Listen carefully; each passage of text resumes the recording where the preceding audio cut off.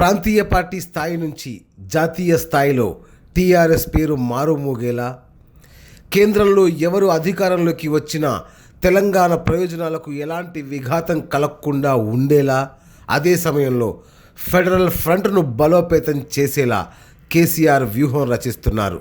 అంతా ఊహిస్తున్నట్లు కేంద్రంలో గనుక హంగు వస్తే టీఆర్ఎస్ పంట పండినట్లే. 2 క్యాబినెట్ మంత్రి పదవులు, 2 సహాయ మంత్రి పదవులు తీసుకునేందుకు కేసీఆర్ యోచిస్తున్నారు. అదే జరిగితే కల్వకుంట్ల కవిత, ఎంపీ వినోద్ ఇద్దరు క్యాబినెట్ మంత్రులుగా ప్రమాణ స్వీకారం చేస్తారు. ఈ మేరకు ఎంపీ వినోద్కు మంత్రి పదవి ఖాయమని ప్రచార సమయంలోనే కేసీఆర్ బహిరంగంగానే హింట్ ఇచ్చారు.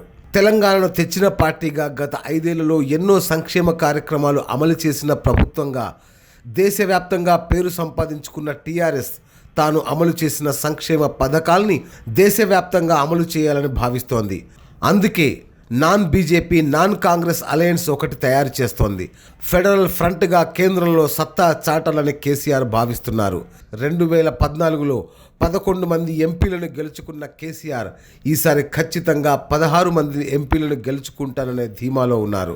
మొన్నటి పార్లమెంటు ఎన్నికల ప్రచార సభలో అంతా విస్తుపోయేలా దేశాన్ని ఎలా బాగు చేయొచ్చో, ఎన్ని టీఎంసీల నీళ్లు వృధాగా సముద్రంలో కలుస్తున్నాయో చెబుతూ తన జాతీయతావాదాన్ని ఘనంగా చాటారు కేసీఆర్.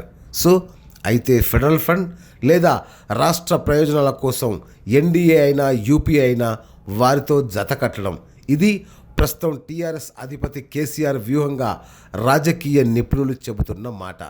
Great Telangana news, Hyderabad.